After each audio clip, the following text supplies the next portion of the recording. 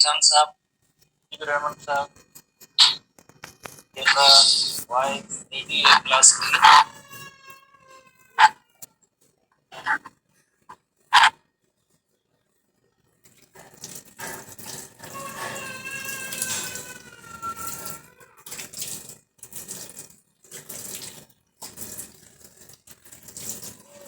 Morning students, कल हम जैसे डाइजेस्टिव सिस्टम के हवाले से, जैसे हमने ह्यूमन डाइजेस्टिव सिस्टम के हवाले से जीआईटी को स्टार्ट किया था, gastro intestinal tract, GIT. Gastro intestinal tract कहाँ से स्टार्ट होता है? जैसे आपको पता है कि माउथ, उसके बाद then oral cavity, oral cavity के बाद देन जो है फेरेंक्स, फेरेंक्स के बाद इसोफेगस, इसोफेगस के बाद देन स्टमक, स्टमक के बाद small intestine, large intestine and final और terminal opening is called the anus. तो माउथ से लेकर एनस तक जितने भी पार्ट्स हैं इसे हम कहते हैं जीआईटी, गैस्ट्रो इंटेस्टाइनल ट्रैक्ट। इसके अलावा कुछ एक्सेसरी पार्ट्स भी हैं जिसमें जैसे खास तौर पे ओरल कैविटी के अंदर आपने देखा कि टीथ भी मौजूद है, टंग भी मौजूद है, स्लाइवरी ग्लैंड्स भी मौजूद है। इसी तरह से एक और भी ग्लैंड्स, कौन से, लिवर एंड पेंक्रियास, ये भी एक एक्सेसरी जैसे ऑर्गन्स में आ जाते हैं। और इसी तरह से गाल ब्लेडर भी है, बिकॉज लिवर की सीक्रेशन जिसे हम कहते हैं बाइल जूस कहते हैं, the secretion of liver is called bile juice, वो आर्जी तौर पे स्टोर होती है इस गाल ब्लेडर के अंदर। तो हमने इससे पहले ये सारी चीजें डिस्कस की हैं। एक और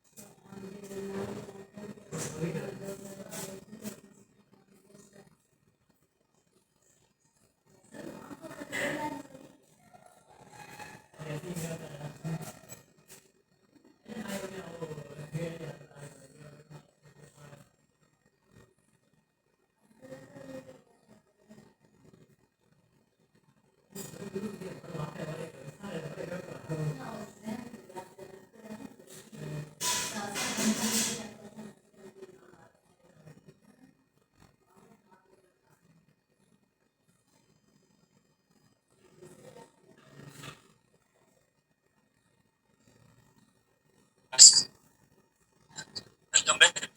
तो ह्यूमन जीआईटी के हवाले से जो हम चीजें डिस्कस कर रहे थे, यानी माउथ से लेकर एनस तक, और माउथ से लेकर एनस तक ये पूरा ह्यूमन जीआईटी है, जिसमें आपने देखा कि ओरल कैविटी, ओरल कैविटी के बाद फेरिंक्स, फेरिंक्स के बाद इसोफेगस पार्ट है, इसोफेगस के बाद देन स्टमक, स्टमक के बाद स्मॉल इंटेस्टाइन, स्मॉल इंटेस्टाइन के बाद देन ये large intestine, large intestine and then final is anus, terminal opening. इसी तरह से जैसे ओरल कैविटी के अंदर टीथ भी है, टंग भी है, ओरल कैविटी के अंदर सलाइवरी ग्लैंड्स हैं, हम इनको डिस्कस करेंगे। इजाफी जो ऑर्गन्स हैं उसमें पेंक्रियास भी है, उसमें लिवर भी है, और ये गाल ब्लेडर है जिसमें लिवर की सीक्रेशन जो है स्टोर होती है। तो ये सारी चीजें हम डिस्कस करेंगे। तो सबसे पहले हम आते हैं जैसे ह्यूमन जीआईटी के हवाले से जो हमारे बुक के अंदर जो डिस्कशन है उनकी, उस डिस्कशन के हवाले से देखते हैं, डिस्कशन के हवाले से कि एनटीबी बुक में क्या लिखा हुआ, क्या नोट किया गया है। तो एनटीबी बुक के हवाले से जैसे देखें, ह्यूमन जीआईटी या gastro intestinal tract, structure and function की हेडिंग है, पेज नंबर 251 पे आप आएंगे। The GIT which extends from the mouth to the anus is a continuous tube। जैसे अभी हमने डिस्कस किया कि माउथ से लेकर एनस तक, कल भी हमने डिस्कस किया था कि पूरा एक कंटिन्यूस ट्यूब है, ट्यूब है, बट किन जगहों पे जैसे बहुत ही नैरो है, किन जगह पे थोड़ा सा वाइड भी है, इसके अंदर जो कंपोनेंट है वो भी डिफरेंट है, हर एक का काम भी अलग अलग होता है, बट एक कंटिन्यूस ट्यूब जरूर है जो माउथ से लेकर एनस तक है। It it is locally differentiated structure. जैसे अगर आप देखें जस्ट ईसोफेगस में एक जस्ट ट्यूब है, इसमें कोई भी ऐसी ग्लैंडुलर सीक्रेशन हो या फूड स्टॉक हो, स्टोर हो, ऐसी चीज नहीं है। उसके बाद स्टमक में टेम्पररी आर्थिक तौर पे फूड स्टोर होता है, गैस्ट्रिक ग्लैंड्स हैं। उसके बाद स्मॉल इंटेस्टाइन के अंदर अलग अलग स्ट्रक्चर्स हैं, आगे डिस्कस करते हैं सिंपली कि यानी हर एक पार्ट जो है उसके अंदर जो अलग अलग उनकी स्ट्रक्चर होती है, and it is specialized at various points along its length. Specialized की मीनिंग जैसे अभी हमने डिस्कस की वही सेम पॉइंट कि जैसे स्टमक का काम होता है मैकेनिकल डाइजेशन भी कराना, मैकेनिकल डाइजेशन चर्निंग एक्शन की मदद से, और इसी तरह से इसमें गैस्ट्रिक ग्लैंड्स भी हैं जिनकी भी सिक्रीशन आएगी और फूड को डाइजेस्ट करेगी। इसी तरह से आगे स्मॉल इंटेस्टाइन के पार्ट है, पहले पार्ट, दूसरे पार्ट, तीसरे पार्ट को अलग अलग हम डिस्कस करेंगे। अल्टीमेटली जब फूड बिल्कुल जैसे एक सॉल्युबल फॉर्म में आ जाएगा तो देन एब्जॉर्ब भी होगा, undigested food material large intestine में जाएगा। इसी तरह से यानी हर एक जगह का कोई एक अलग अलग, and each region is design to carry out different role. हर एक रीजन का एक खास मखसूस काम है जो वहीं पे वो फंक्शन परफॉर्म करता है। तो जीआईटी की लेंथ है, जैसे ये हमारे एनटीबी बुक में दी गई है, जस्ट टोकन टाइप के सवाल होते हैं जिनको आपने याद करना है, क्रैमिंग करके मेमोराइज करके याद करना होता है जीआईटी के हवाले से कि लेंथ इनकी कितनी है। अच्छा, it passes across the thoracic cavity and enters the abdominal cavity at the level of the diaphragm। जैसे आप यकीनन विकास फर्स्ट ईयर के हवाले से जैसे चैप्टर 10 के अंदर एसटीबी बुक के अंदर आपने जैसे पढ़ा होगा किंगडम एनिमलिया के अंदर, जैसे जो मैमल्स होते हैं उनके अंदर दो बॉडी कैविटीज होती है, एक होती है थोरेसिक कैविटी और चेस्ट कैविटी होती है। थोरेसिक कैविटी और चेस्ट कैविटी, जिसे चेस्ट कैविटी भी कहते हैं, और दूसरी कैविटी होती है उसे कहते हैं एब्डोमिनल कैविटी। दूसरी कैविटी है उसे हम कहते हैं एब्डोमिनल कैविटी। थोरेसिक कैविटी और chest cavity and abdominal cavity, इन दोनों को सेपरेट करने के लिए एक मसल की शीट है, उसका नेम है diaphragm. This sheet of muscle is called diaphragm, इसे डायाफ्राम कहते हैं। तो थोरेसिक कैविटी के अंदर जैसे आप यकीनन पढ़ेंगे और आपके पास बुक भी मौजूद है, यहाँ पे ये ईसोफेगस ये पास होता है। ईसोफेगस के बाद देन जो है डायाफ्राम को क्रॉस करके देन जो है यहाँ पे स्टमक पार्ट आता है। तो यही पॉइंट बताई गई, it passes along the thoracic cavity. Thoracic cavity से यहाँ पे थोरेसिक कैविटी से लाइक ईसोफेगस पास होता है, और उसके बाद क्या होगा देन थोरेसिक कैविटी से पास होने के बाद and enters the abdominal cavity. उसके बाद यही GIT gastrointestinal tract abdominal cavity में इंटर होता है। किस लेवल पे, किस पॉइंट पे? At the level of diaphragm. The digestive tube consist of four major layers. और कौन कौन से? पूरा लाइक डाइजेस्टिव सिस्टम है, पूरा जीआईटी जो है, पूरा जीआईटी उसके जो है फोर लेयर्स है। जैसे अगर एक तो ट्यूब है, जस्ट ट्यूब है, अगर इसका हम एक सेक्शन करेंगे तो हम देखेंगे तो हमें चार किस्म के लेयर्स नजर आते हैं। सबसे बाहर की तरफ जाएंगे तो सेरोसा, उसके बाद मस्क्यूलेरिस लेयर के बाद सब म्यूकोजा के बाद इनर मोस्ट जो लेयर होता है उसे कहते हैं म्यूकोजा।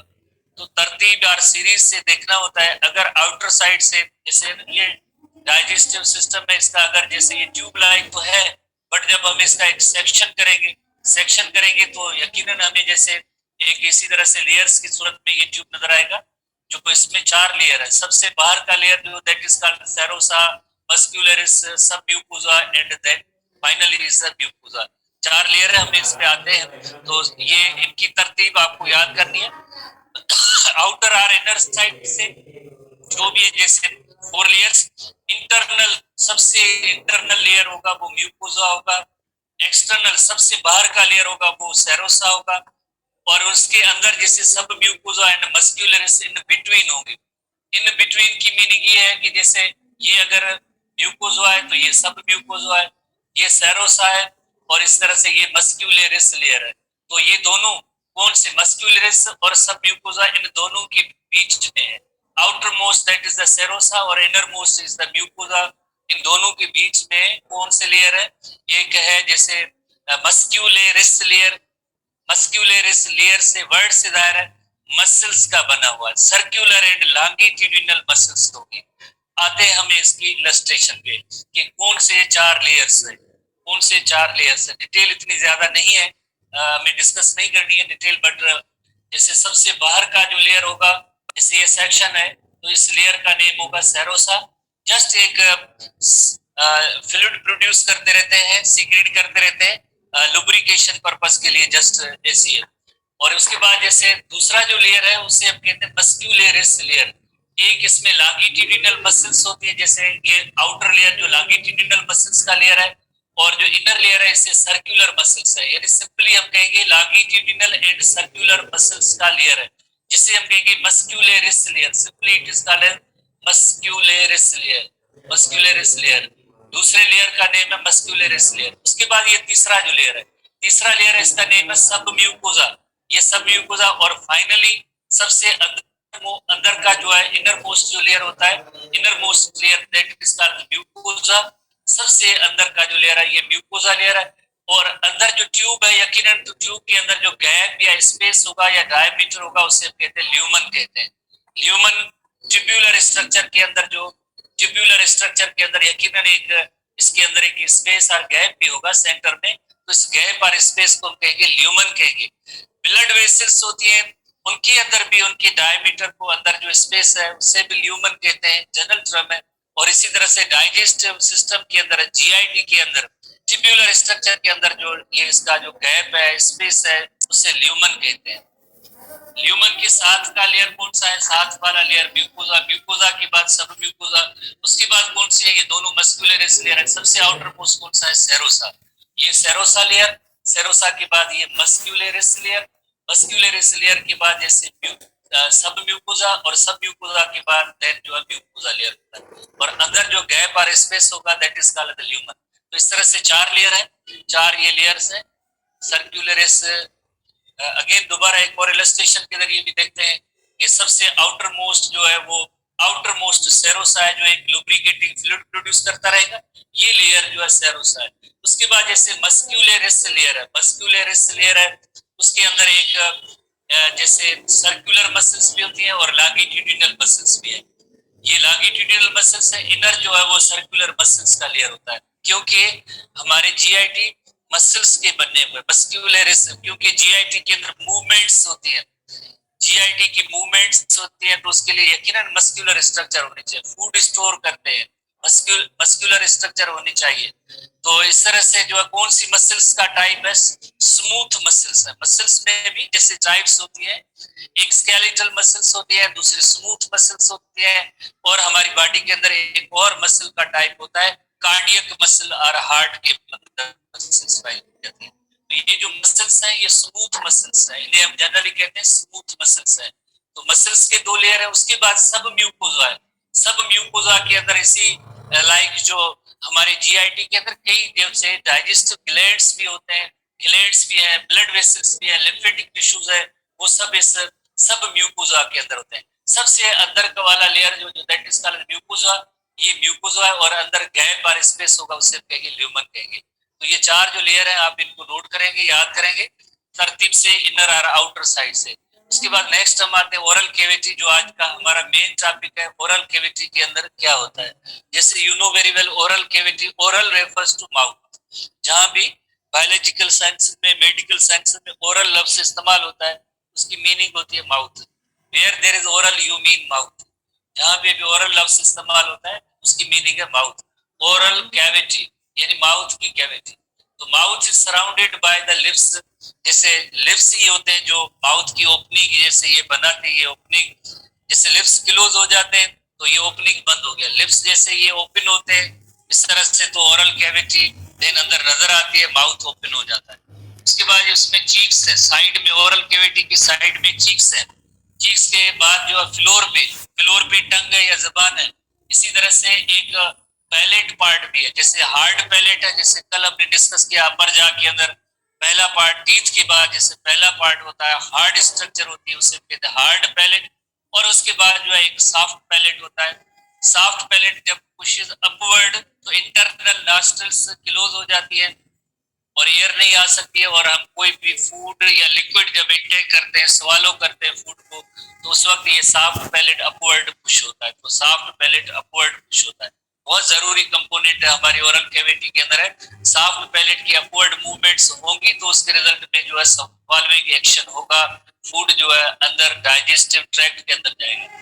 तो इसी तरह से includes a chamber between palate and tongue is called as oral cavity. तो जैसे ये देखिए, ये हार्ड पैलेट का एरिया है, ये हार्ड पैलेट का एरिया है, और ये जो थोड़ा सा पर्दे जैसी स्ट्रक्चर नजर आती है इसे कहते हैं सॉफ्ट पैलेट है। अपर जा के हवाले से ये अपर लिप है, और ये इसे कहेंगे लोअर लिप है। This one is the trunk, floor पे ट्रंक है, और इसी तरह से ट्रंक के बाद जैसे सलाइवरी ग्लैंड जैसे हमने कल भी पढ़ा था, तो ये सारी चीजें जैसे ओरल कैविटी बनाती है। Oral cavity trunk nearly फिल्स the oral cavity when mouth is closed. जैसे अपर जा और लोअर जा को हम जैसे क्लोज करेंगे तो यकीनन उसके अंदर जो टंग होगी या जबान होगी वो ओरल कैविटी के अंदर कोई मेजर पोर्शन होगा, बिकॉज माउथ को जैसे हम क्लोज करते हैं।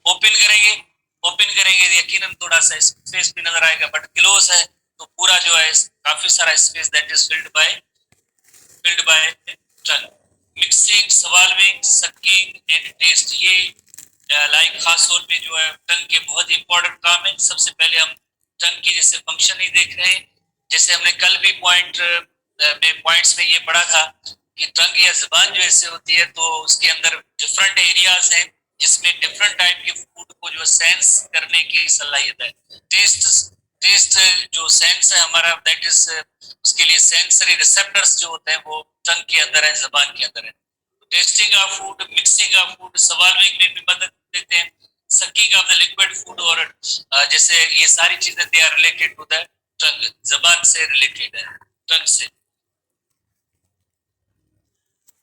तो मजीद और भी डिस्कशन है टंग के हवाले से, जैसे रफ प्रोजेक्शंस है, पूरी टंग पे रफ प्रोजेक्शंस है। इन रफ प्रोजेक्शंस को हम कहते हैं पेपिला सिंगुलर, और पेपिली जब ई ऐड होता है तो प्लूरल हो जाता है, रफ प्रोजेक्शंस, या दूसरे लफ्जों में हम कहेंगे papilla are the raised portions. Papilla are the raised portion, उभरे हुए से जो होते हैं उसके लिए जो टर्म इस्तेमाल होता है उसे कहेंगे पेपिला कहेंगे।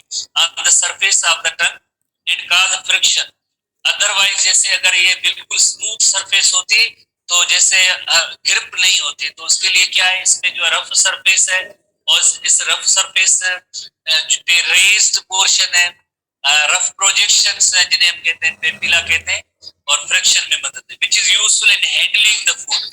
जैसे हम अपनी चॉइस से, मर्जी से कभी राइट साइड पे फूड को च्यू कर रहे होते हैं, कभी लेफ्ट साइड पे च्यू कर रहे होते हैं।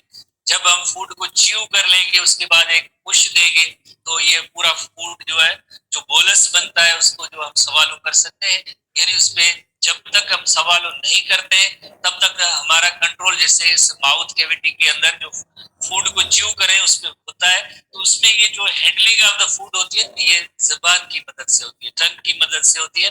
Handling of the food is by the help of tongue.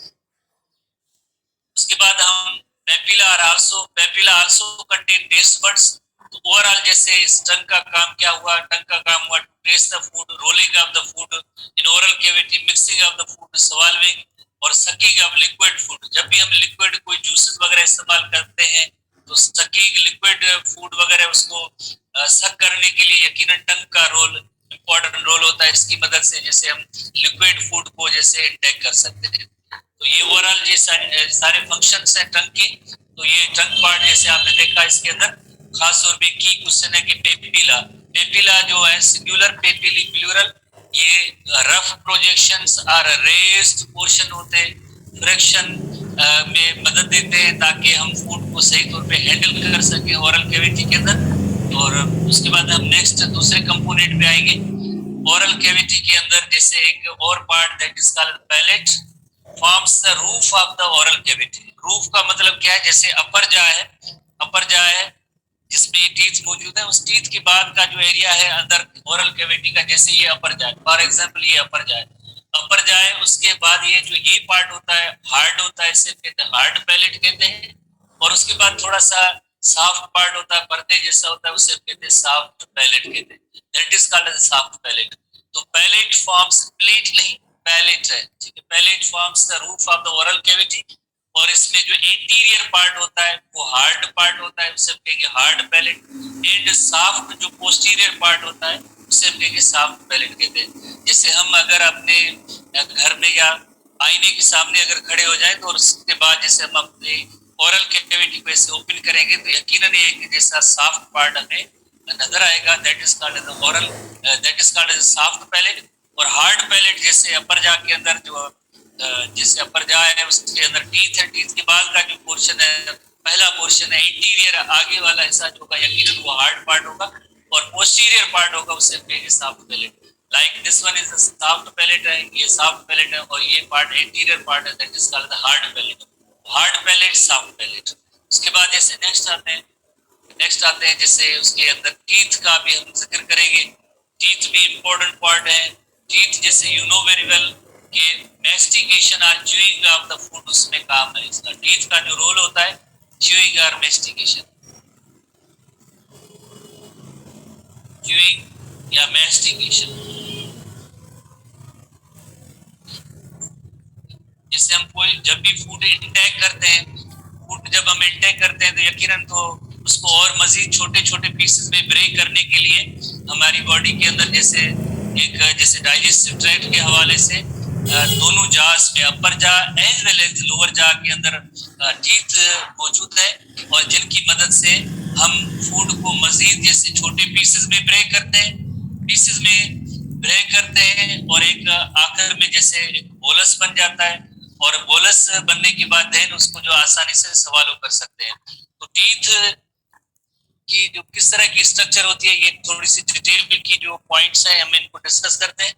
तो ओवरऑल जैसे एक इलस्ट्रेशन के अंदर आप जैसे देख सकते हैं कि एक जैसे जो यंग वन, जैसे ह्यूमन यंग वन की जब बर्थ होती है तो उस वक्त टीथ नहीं होते हैं बेबी के अंदर, और उसके बाद तकरीबन 1 ईयर के बाद ही जैसे उसमें आहिस्ता आहिस्ता जो टीथ अपीयर होना शुरू होते हैं, और यही टीथ जो तकरीबन 7-8 सालों तक रहते हैं, फिर ये गिर जाते हैं, उसकी जगह पे नए टीथ आ जाते हैं।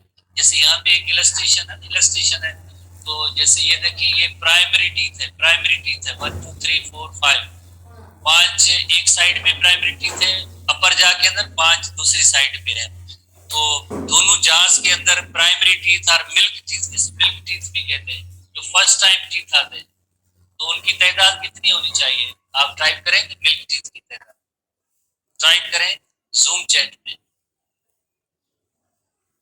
कितनी तादाद बता रहे हैं स्टूडेंट्स? 20 बता रहे हैं, बिकॉज 20 टीथ, जैसे अपर जा में एक साइड पे भी 20, दूसरी साइड पे 20, लोअर जा में भी एक साइड पे जैसे सॉरी 5 है, ये 5 है अपर जा में, लोअर जा में भी इसी तरह से 20 टीथ हो जाएंगे। 20 टीथ है तो कौन से टीथ होंगे? थोड़े से स्टूडेंट को याद है फर्स्ट ईयर के हवाले से? ये जो सेंटर में 2 होते हैं इन्हें कहते हैं इंसाइजर टीथ, ये भी इंसाइजर है, ये इंसाइजर है। ये केनाइन टीथ है, केनाइन के बाद देन जो है प्री मूलर्स है, देन जो है प्री मूलर्स है। तो आपसे स्टूडेंट से सवाल है कि जो मिल्क टीथ या प्राइमरी टीथ होते हैं उनमें मोलर टीथ होते हैं या नहीं होते? टाइप करें यस या नो में, मोलर होते हैं या नहीं होते? तो इसका मतलब क्या हुआ? इसका मतलब ये हुआ कि जैसे बाकी टीथ देखें, जैसे देखें परमानेंट टीथ, जैसे ये मिल्क टीथ है, ये प्राइमरी टीथ ये गिर जाएंगे, प्राइमरी टीथ ये गिर जाएंगे, जैसे ब्लू शेड के वाले जो है ना ये सारे गिर जाएंगे। उसके बाद दूसरे टीथ, इनकी जगह पे दूसरे टीथ आएंगे, जिन्हें हम कहते हैं परमानेंट टीथ कहते हैं। तो आप इससे क्या पॉइंट सीखेंगे? ये पॉइंट सीखेंगे कि जो मोलर्स होते हैं वो गिर के दोबारा नहीं आने वाले नहीं है, आएंगी भी एक बार, फर्स्ट टाइम आएंगी। तब जब 7-8 साल एज होगी तब वो आहिस्ता आहिस्ता अपीयर होना शुरू हो गए, यानी ये गिर के नए आने वाले टीथ नहीं है। ठीक है, 7-8 सालों तक जो है वो मिल्क टीथ जो होते हैं, प्राइमरी टीथ जो होते हैं, तो वो तो उनकी तादाद होती है 20 होती है। और रिमेनिंग जैसे अगर आपसे सवाल पूछा जाए मोलर टीथ की, ह्यूमन बीइंग के अंदर मोलर टीथ की तादाद कितनी होगी? टाइप करें टोटल मोलर। अली मुजीब रहमान साहब कितनी होगी? 12 होगी। ठीक है, जो थर्ड मोलर जो है ना वो लेट से आता है। आगे हम चलते हैं, तो यानी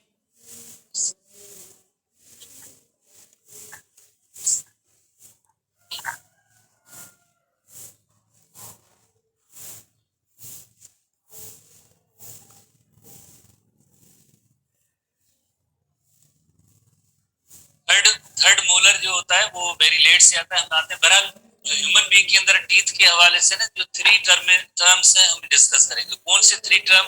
एक जो टर्म है जिसे हम कहते हैं डायफाइडोन। डायफाइडोन की मीनिंग होती है कि जैसे हैविंग 2 सेट्स ऑफ टीथ, जिसमें 2 सेट होते हैं। कौन से 2 सेट होते हैं? एक होते हैं प्राइमरी टीथ जिन्हें हम कहते हैं मिल्क टीथ कहते हैं, और दूसरा सेट कौन सा होगा जिसे हम कहते हैं परमानेंट टीथ कहते हैं। परमानेंट टीथ यानी जब तक पर्सन कोई एजिड ना हो, जैसे एजिंग होती है ना, बूढ़ा है तो उसमें टीथ गिर जाते हैं, या कोई इंजरी, हादसा या कोई डिजीज होती है, डेंटल डिजीज होती है, उसकी वजह से भी टीथ गिर सकते हैं। बट इन टीथ को हम कहते हैं परमानेंट टीथ कहते हैं, जो तकरीबन 7-8 सालों के बाद से लेकर यानी एजिंग तक साथ रहते हैं, उन्हें हम कहते हैं परमानेंट टीथ। तो ह्यूमन बीइंग के अंदर पहले मिल्क टीथ आते हैं जो गिर जाते हैं, मिल्क टीथ गिर जाने के बाद एक परमानेंट टीथ आते हैं, तो इसके लिए टर्म इस्तेमाल होगा डायफाइड। दूसरा जो टर्म है उससे हम कहेंगे हेटेरोडोन। दूसरे को भी देखेंगे तो उनकी शेप जो है डिफरेंट शेप्स है। इंसाइजर है, इंसाइजर के बाद कैनाइन है, कैनाइन के बाद प्रीमोलर्स हैं, और प्रीमोलर्स के बाद मोलर्स हैं। हर एक की शेप अलग होती है, 4 किस्म के टीथ है। उसके लिए जो टर्म इस्तेमाल होगा उसके लिए हम कहेंगे हेटेरोडोन। चौथा और आखिरी टर्म है जिसे हम कहेंगे थीकोडोन, दैट इज कॉल्ड थीकोडोन। थीकोडोन की मीनिंग होती है कि टीथ जो है बोन की सॉकेट के अंदर मौजूद है, socket of the jaw bone, socket of jaw bone. Jaw bone है उसके अंदर जो उसकी सॉकेट बना होता है, उसके अंदर जो टीथ होते हैं। जैसे अगर आप देखें यहाँ पे ये थोड़ी सी लाइनिंग आपको नजर आ रही है, ये जॉ बोन है, जॉ बोन के अंदर ऐसा सॉकेट बना हुआ है, उस सॉकेट के अंदर ये व्हाइट पार्ट होते हैं। ये व्हाइट पार्ट तो बाहर जो ऊपर जो हमें नजर आ रहा है ओरल कैविटी के अंदर ये पार्ट नजर आ रहा है, बट एक बहुत ही बड़ी जैसी इसकी एक रूट भी मौजूद है। तो ये रूट जो फिक्स है किसके अंदर? जॉ बोन के अंदर। तो उसके लिए एक कैविटी और सॉकेट बनी हुई है, उसके अंदर ये मजबूती से जो है इसमें जो है अटैच होते हैं। ऐसे नहीं कि हमारे दांत जैसे जस्ट सरफेस पे है, जस्ट सरफेस पे है तो हम कई जैसे हार्ड टाइप की फूड खाते हैं तो अपना फोर्स देते हैं तो उसमें तो गिर सकते हैं। बट ये एक जॉ बोन के अंदर सॉकेट बना है जिसके अंदर इस टीथ की जो रूट जो है दाखिल होती है और मजबूत होते हैं, गम्स भी है, और इसी तरह से आगे हम बढ़ते हैं किस तरह से ये अटैच है। बट सिंपली उसके लिए टर्म ये इस्तेमाल होगा थीकोडोन, यानी teeth are lodged in socket of the jaw bone, उसके लिए टर्म इस्तेमाल होगा थीकोडोन। तो ये 3 टर्मिनोलॉजी है, एसटीबी बुक के अंदर मौजूद है, थीकोडोन, नंबर 2 डायफाइडोन और हेटेरोडोन। अब हम नेक्स्ट आते हैं एक टिपिकल जैसे टूथ के हवाले से, ये जैसे ओवरऑल तो सरल ये काम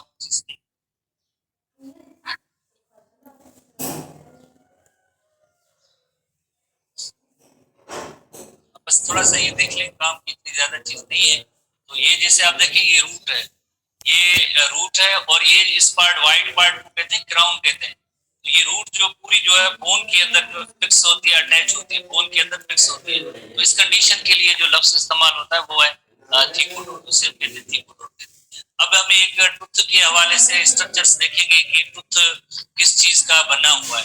जैसे टूथ का जो व्हाइट पार्ट या बाहर जो हमें नजर आता है ओरल कैविटी के अंदर, जैसे व्हाइट टीथ जो हमें नजर आते हैं उस पार्ट को कहते हैं क्राउन कहते हैं।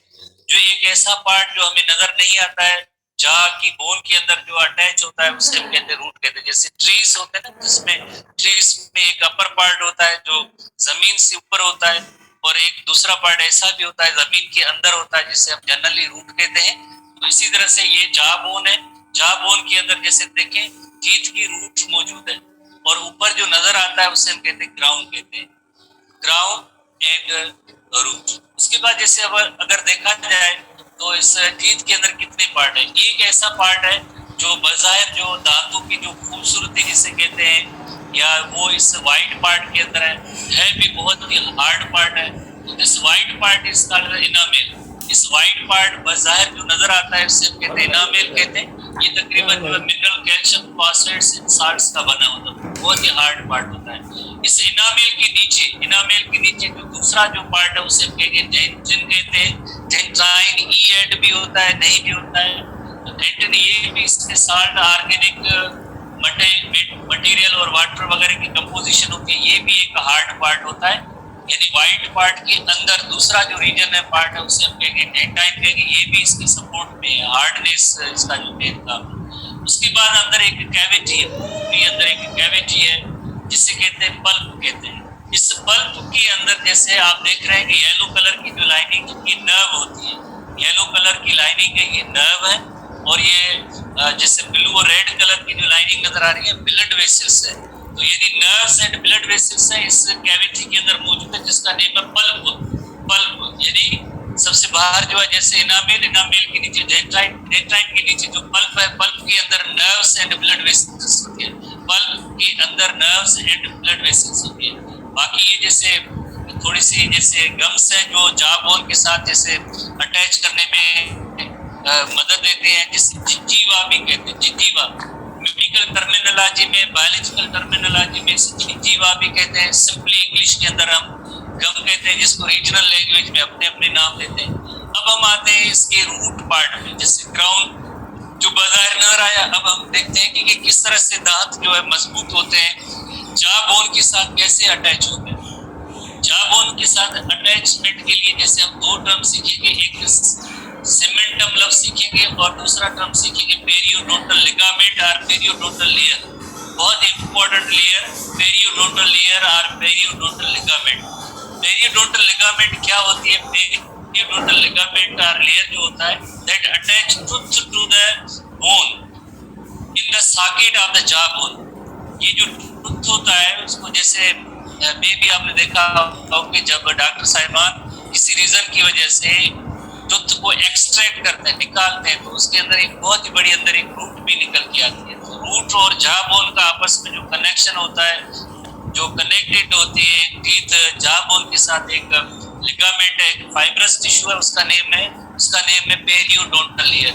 और पेरियोडोंटल लेयर अगर वीक हो जाए, कमजोर हो जाए, तो दांत हिलना शुरू कर देंगे, अगर पेरियोडोंटल लेयर वीक हो जाए तो दांत हिलना शुरू करेंगे, तो देन हम कोई भी हार्ड कोई फूड मटेरियल चबाएंगे, च्यू करेंगे तो दांतों में दर्द महसूस होगा, डिस्टर्बेंस होगी, और देन डेंटिस्ट के पास जाना पड़ता है और उसको एक्सट्रैक्ट करना पड़ता है। तो पेरियोडोंटल इज वेरी इंपॉर्टेंट।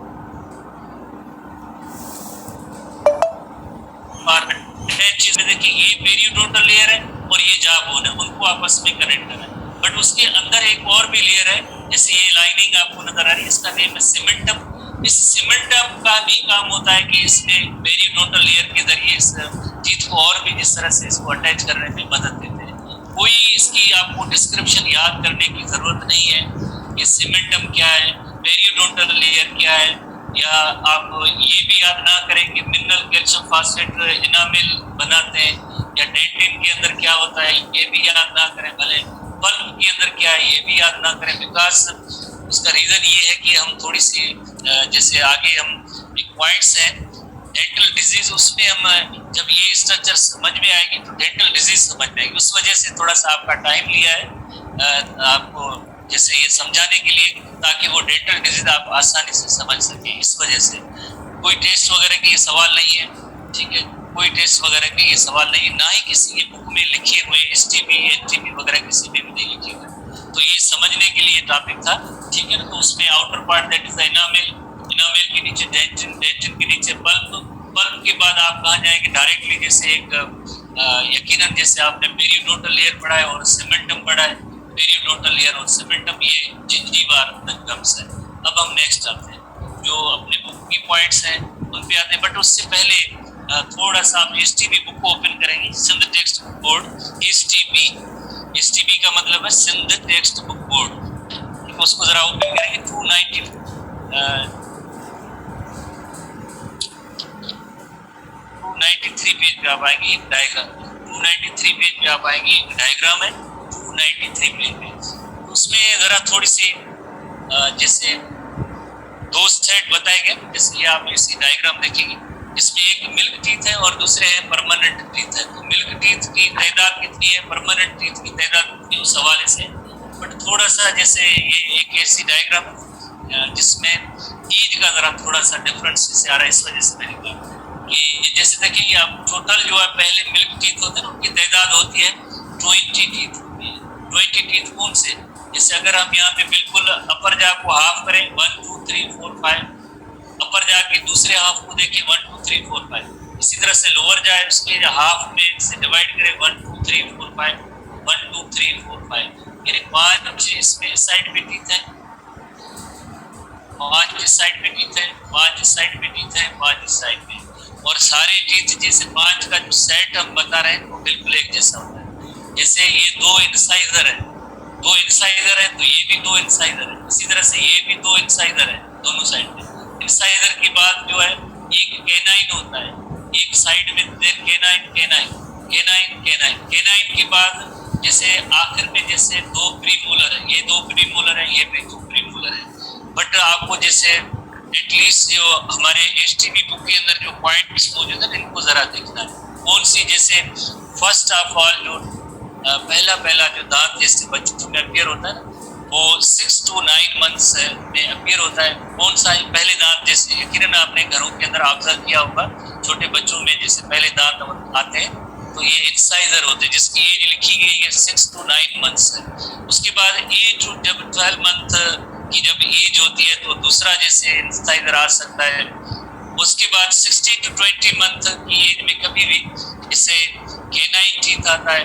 उसके बाद देन जो है 12 to 16 मंथ के बाद पहला मोलर टूथ आता है, और उसके बाद जैसे 12 to 20 to 30 मंथ्स में सेकंड मोलर जो है टीथ आ जाते हैं। तो इस तरह से 5 टीथ की तरह एज में भी पता नहीं सवाल आए या इस तरह का ना आए, बट थोड़ी सी इनके हवाले से ये जो जैसे पॉइंट्स मौजूद हैं ये मंथ्स वगैरह कब टीथ अपीयर होते हैं तो जरा इनको थोड़ा सा आप देख लेंगे, ठीक है, कि कब ये टीथ अपीयर होते हैं। तो तादाद होती है 20 के बाद जैसे आप देखें 32 टीथ होते हैं।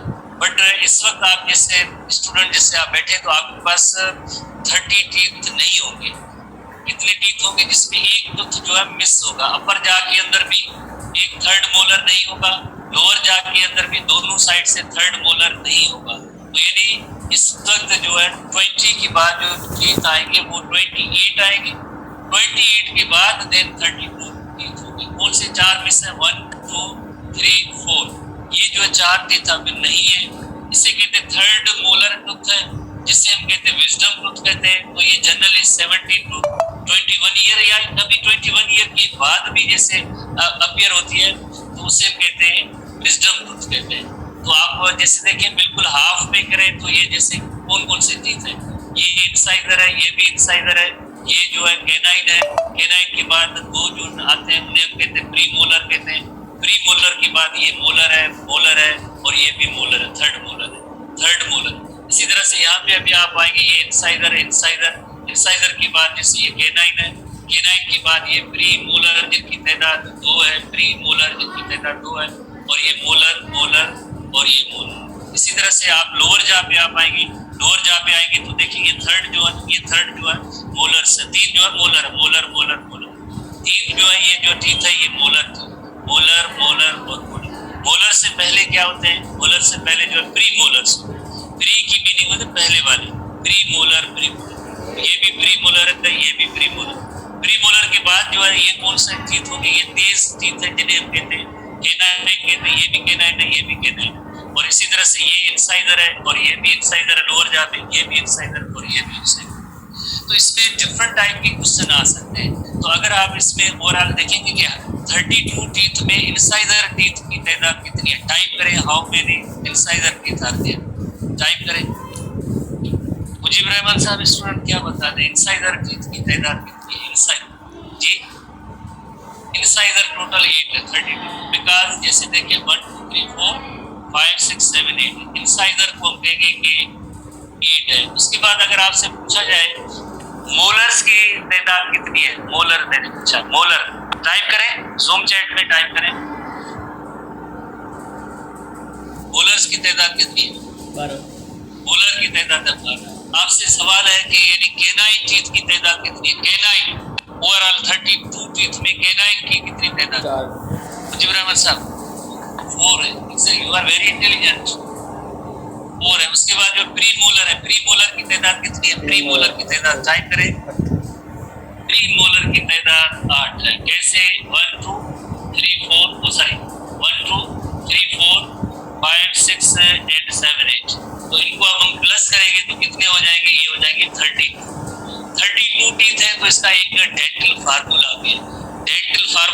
कहते हैं। और मेनी टाइम प्रीवियस टेस्ट में ये सवाल आ चुका है। किस तरह से ये डेंटल फार्मूला हमारे एचटीबी बुक के अंदर इसी 293 पेज पे मौजूद है। इंसाइजर, सबसे पहले इंसाइजर कितने हैं? 2/2। उसके बाद इंसाइजर के बाद केनाइन कितने? केनाइन 1/1। केनाइन के बाद प्रीमोलर्स कितने? 2/2। और मोलर्स कितने? मोलर्स है 3/3। Multiplied by 2 is 32। अब ये फार्मूला किस तरह से, यानी एक साइड में, जैसे अगर आप देखें अपर जा में 1 2 + 1 + 2 + 3 कितने हुए? अपर जा में 2 3 4 5 6 7 8। यानी यहाँ से अगर आप काउंट करेंगे इस साइड पे आप ये काउंट करेंगे, ये दांत होगी, इनकी टीथ की तादाद होगी 8 होगी। इसी तरह से आप जैसे उस साइड पे भी दांतों की जैसे इनकी काउंटिंग करेंगे, 2 इंसाइजर है, 1 केनाइन है, 2 प्रीमोलर है और 3 जो है मोलर्स है। तो अब इनकी भी आप काउंटिंग करेंगे तो इनकी भी तादाद 8 हो जाएगी। इसी तरह से आप इस साइड पे आप टीथ की तादाद जैसे नोट करेंगे तो ये हो गई 8 हो गई। इस साइड की भी आप टीथ की तादाद नोट करेंगे तो ये 8 हो गई। 8 ये हो गए 32 टीथ हो गए। तो उसके लिए जो फार्मूला है इंसान, ये आपको फार्मूला हर हालत में, हर सूरत में आपको याद करना है। बहुत इंपॉर्टेंट क्वेश्चन है, मेनी टाइम ये टेस्ट में भी आ चुके हैं फार्मूला, डेंटल फार्मूला के हवाले से। 32 इंसाइजर जैसे 2 होते हैं, केनाइन 1 है, प्रीमोलर जो है 2 होते हैं, मोलर 3 होते हैं, बट एक साइड पे जैसे incisor, canine, premolar and then molar होते हैं। तो मल्टीप्लाइड बाय 2 जैसे अपर जा में भी है, लोअर जा में भी है, राइट साइड में भी है, लेफ्ट साइड में है, तो हर साइड पे जैसे 8 हो गई। तो इस तरह से 32 टीथ हो गई। होपफुली आपने इसको नोट किया। अब हम नेक्स्ट हेडिंग में आते हैं। थोड़ी सी हमारे बुक के हवाले से भी थोड़ी डिस्क्रिप्शन है, बुक को भी कवर करते जाए। सो देयर आर 32 टीथ है और थिकोडोंट है, डाइफाइडोंट है, हेटेरोडोंट है। इंसाइजर की टोटल तादाद 1 है, केनाइन की 4 तादाद है, प्रीमोलर की जैसे 8 है और मोलर की 12 है। ठीक है। और डेंटल फार्मूला अभी हमने नोट किया यही डेंटल फार्मूला। इंसाइजर 2/2, उसके बाद जैसे केनाइन 1/1 और उसके बाद प्रीमोलर जो है 2/2 और मोलर 3/3 मल्टीप्लाइड बाय 2। उसके बाद जैसे मोलर्स है, नो डेसिडियस प्रीडिसेसर्स। मोलर्स में डेसिडियस प्रीडिसेसर नहीं है, यानी मोलर गिर के दोबारा नए आने वाले नहीं है, एक ही बार आते हैं। जैसे मिल्क टीथ होते हैं उनमें मोलर्स नहीं होते हैं, इस वजह से ये टर्म इस्तेमाल। डेसिडियस लफ्ज की मीनिंग होती है फॉलिंग, गिरना, गिर के नहीं आना, पहले वाले गिर जाए उसकी जगह पे नहीं आए, जैसे मोलर टीथ नहीं होते। इस तरह से पहले जो टीथ होते हैं जिनकी तादाद 20 होती है, देन 28 होती है और आखिर में जैसे 32 हो जाती है। Different teeth are adapted to handle food in different way. जैसे इंसाइजर टीथ है जिनका जो फ्रंट पे है बज़ाहिर जो हमें नजर आते हैं, जैसे हम गुफ्तगू होती है, बात होती है, तो पहले जो दांत जो 2 बड़े दांत नजर आते हैं, विजिबल होते हैं, जो हम कहते हैं। इंसाइजर जो फ्रंट टीथ है चिजल शेप्ड है, जैसे एक इंस्ट्रूमेंट है चिजल, जैसे अक्सर ये जो कारपेंटर वगैरह होते हैं उनके पास एक चिजल शेप का एक इंस्ट्रूमेंट है, बिल्कुल इन दांतों की जो शेप भी होती है इस तरह से होती है, तो इसे हम कहते हैं चिजल शेप कहते हैं। Sharp edges are used to bite off relatively large pieces of. तो ये जो है इसे हम कहते हैं जनरली कहते हैं ये बाइटिंग टीथ है, ये बाइटिंग है। ठीक है। कौन से वाले, जैसे ये हाफ हुआ, ये इंसाइजर, ये इंसाइजर, ये भी इंसाइजर और ये भी इंसाइजर। ठीक है। तो इस तरह से 4 जो टीथ है इनका काम है कि फूड को छोटे छोटे पीसेस में ब्रेक करें, फूड को छोटे पीसेस में इनको आप ब्रेक करें। ये इंसाइजर टीथ है जिसकी जो शार्प एजेस है, ये इंसाइजर टीथ है, ये इसके। उसके बाद दूसरी हम कैटेगरी पे आते हैं। दूसरी कैटेगरी है केनाइन टीथ। केनाइन जो है इनका जनरल जो है एनिमल टर्मिनोलॉजी में इस्तेमाल होता है एनिमल्स की, और जिसमें लायन, टाइगर वगैरह होते हैं हम कहते हैं केनाइन कहते हैं। लायन है या टाइगर है, इन एनिमल्स को हम जनरली कहते हैं केनाइन कहते हैं। क्यों केनाइन कहते हैं? बिकॉज उनके जो टीथ होते हैं, ये केनाइन टीथ होते हैं, बहुत ही शार्प होते हैं, पॉइंटेड होते हैं, बड़े होते हैं, मजबूत होते हैं। जो ये टीथ किस मकसद के लिए इस्तेमाल करते हैं? अपने शिकार को देन पकड़ के और उसका फ्लैश या गोश्त है उसको टीयर करने के लिए ऐसे जो दांत काम आते हैं। ह्यूमन बीइंग के अंदर ये वेल डेवलप्ड नहीं है, रिड्यूस फॉर्म है, वेस्टिजियल फॉर्म में ऐसा केनाइन टीथ मौजूद है। इसका बाज़ाहिर जैसे इतना बड़ा काम नहीं है। Are cone shaped, they are useful in grasping or tearing. And उसके बाद प्री मोलर एंड मोलर्स है तीसरे नंबर और चौथे नंबर वाले। Somewhat flattened surface and are specialised for grinding. Food को मजीद जैसे ग्राइंड करना, क्रश करना छोटे छोटे पीसेस में, ये ग्राइंडिंग का काम जो होता है प्री मोलर एंड मोलर में होता है। ये जो कैनाइन टीथ होते हैं ये वेल डेवलप्ड होते हैं in like tiger and animals के अंदर। होपफुली ये छोटी छोटी सी पॉइंट्स हैं, आप इनको याद कर लेंगे, समझ लेंगे। उसके बाद थोड़ी सी एसटीपी बुक के हवाले से हम आएंगे। एसटीपी बुक के हवाले से कुछ टर्म्स है डेंटल डिजीज, जैसे हर एक जो फिजियोलॉजिकल प्रोसेस है उसके अंदर कुछ ना कुछ डिजीज होती है। तो ये डेंटल डिजीज जहाँ पे भी डेंटल लफ्ज इस्तेमाल होता है उसकी मीनिंग होती है टीथ है या ये जो दांत है उसके लिए डेंटल लफ्ज इस्तेमाल होता है। जैसे आप में से डॉक्टर बनेंगे, एक एमबीबीएस डॉक्टर बनेंगे और दूसरे बीडीएस वाले डॉक्टर बनेंगे। BDS bachelor of dental surgery, dental refers to teeth. Dental एक टर्म हम इस्तेमाल करेंगे डेंटल प्लाक। एक डेंटल प्लाक बनता है जिसे डेंटल बायोफिल्म भी कहते हैं। ये टर्म हमारे बुक में डेफिनेशन वाइज इतने ज्यादा नहीं है। तो अगर आप देखें कि ये एक ऐसा जो टूथ है जो बिल्कुल हेल्दी है, नॉर्मल है, और एक ये ऐसा टूथ है जो tooth with dental biofilm or plaque. तो अक्सर आपने देखा होगा कि जब भी हम कोई खाना वगैरह खाते हैं, खाना खाने के बाद अगर हम इसको जो है पानी से भी उसको जैसे खाना खाने के बाद जैसे करते हैं गरारा वगैरह वो ना करें या ब्रश ना करें, तो आधे एक घंटे के बाद इस तरह से जो है एक दांतों के ऊपर लेयर सा बन जाता है। तो ये इसे हम कहते हैं प्लाक कहते हैं। This is called as dental plaque और बायोफिल्म है। इसके अंदर होता क्या है, माइक्रो ऑर्गेनिज्म भी आ जाते हैं इसमें, बिकॉज हमारी ओरल कैविटी के अंदर मिलियंस की तादाद में बैक्टीरिया प्रेजेंट है। तो बैक्टीरिया भी आ जाते हैं। कौन से इसमें मोस्टली बैक्टीरिया होते हैं, कुछ फंजाई भी आ जाते हैं और इन सरफेसेस पे ग्रो करते हैं एंड स्टिकी बन जाते हैं। ये मटेरियल जो है स्टिकी बन जाता है। जैसे अगर कोई रोटी है, बिरयानी, चावल, बिस्किट, वाट्स हो जो भी है, तो एक तो पहले से मटेरियल है, सिलावा भी होगी और प्लस में जैसे ये बैक्टीरिया भी आ जाएंगे। बैक्टीरिया आ जाएंगे वेरे और इसके बाद डिपॉजिट होते जाएंगे और इसी तरह से एक टार डेवलप होगी। अगर यही जो है सेम जैसे कंडीशन में इन दांतों को रखा जाए, छोड़ा जाए, तो फिर आगे जाके इन दांतों के ऊपर परमानेंट निशान बन जाते हैं। परमानेंट पीले से दागदार निशान बन जाते हैं। देन ऐसे दांत खूबसूरत दांत नहीं रहेंगे, उनमें ऐसे परमानेंटली दाग बन जाएगा। ऐसा दाग बन जाएगा जो कभी आगे साफ नहीं होगा।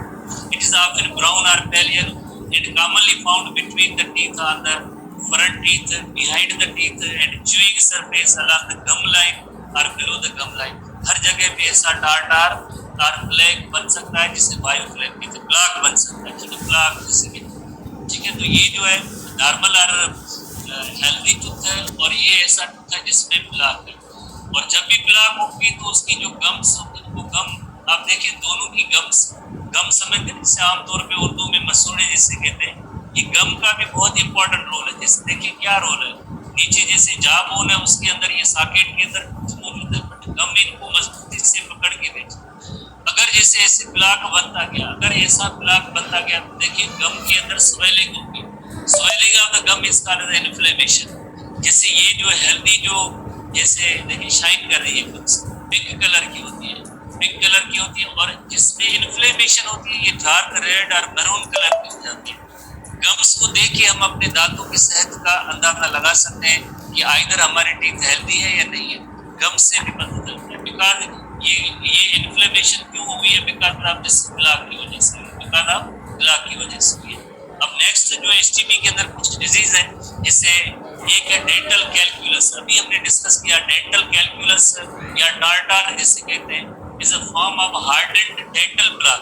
अगर ये डेंटल प्लाक जो हार्डेंड हो जाए, जैसे ये देखिए ये टीथ के दरमियान एक येलो सी ऐसी जो है निशान जमा हो जाते हैं। और ख़ास तौर पे जो सिगरेट ज़्यादा पीते लोग, पान खाते, सुपारियाँ खाते, गुटखी खाते हैं, कुछ लोग नस्वार पता नहीं क्या क्या खाते हैं, उनकी दांतों पे जो है ऐसे परमानेंट निशान जो होते हैं वो डेंटल कैलकुलस होता है, इररिमूवेबल। ऐसे जो सिम्टम्स दांतों के ऊपर होते हैं ये साफ नहीं होंगे, ब्रश से टूथपेस्ट से भी साफ नहीं होंगे। So it is caused by the precipitation of the minerals from saliva and gingival gingival fluid and plaque on the teeth, उसके बाद ये निशान कभी भी साफ नहीं होंगे। इसे हम कहते हैं डेंटल कैलकुलस भी कहते हैं और टार्टार भी कहते हैं। इसी तरह से जैसे ये देखिए ये हेल्दी टीथ है, ये हेल्दी नॉर्मल टीथ है, बट जिनमें टार्टार और जो डेंटल कैलकुलस होती है तो आप देखिए इनमें ऐसे निशान बन जाते हैं।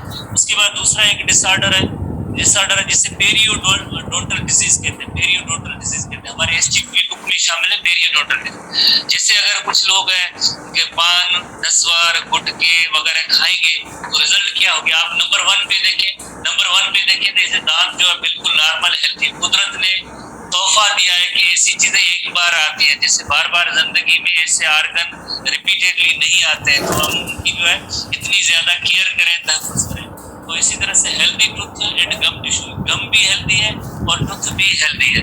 फिर आगे क्या होगा? अगर हम जैसे दांतों की सफाई ना रखें, जैसे उसमें प्लाक, सबसे पहले प्लाक जमा होता है, अगर अभी प्लाक को हम साफ ना करते जाएं तो रिजल्ट क्या होगी? जैसे देखिए गम में इन्फ्लेमेशन होगी या स्वेलिंग होगी, ब्लीडिंग भी होती रहेगी, और मेन रीजन होता है ये प्लाक जैसे बन गया तो फिर आगे क्या होगा? नंबर 3 स्टेप पे देखिए, नंबर 1 जैसे ये हेल्दी टूथ है, अब देखिए यहाँ पे एक गैप बन गया कि pocket that form gum receding, gum भी रिसीड और ये शेड होती जाएगी, यहाँ पे एक स्पेस बनता जाएगा और ये नेर आगे डीप चला जाएगा तो आप यकीनन देखिए क्या होगा?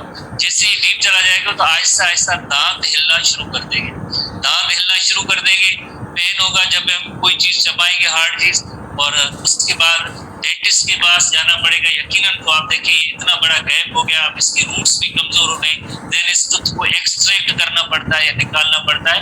इस डिजीज को हम कहते हैं पेरियोडोंटल डिजीज। उसका भी अगेन रीजन क्या हुआ?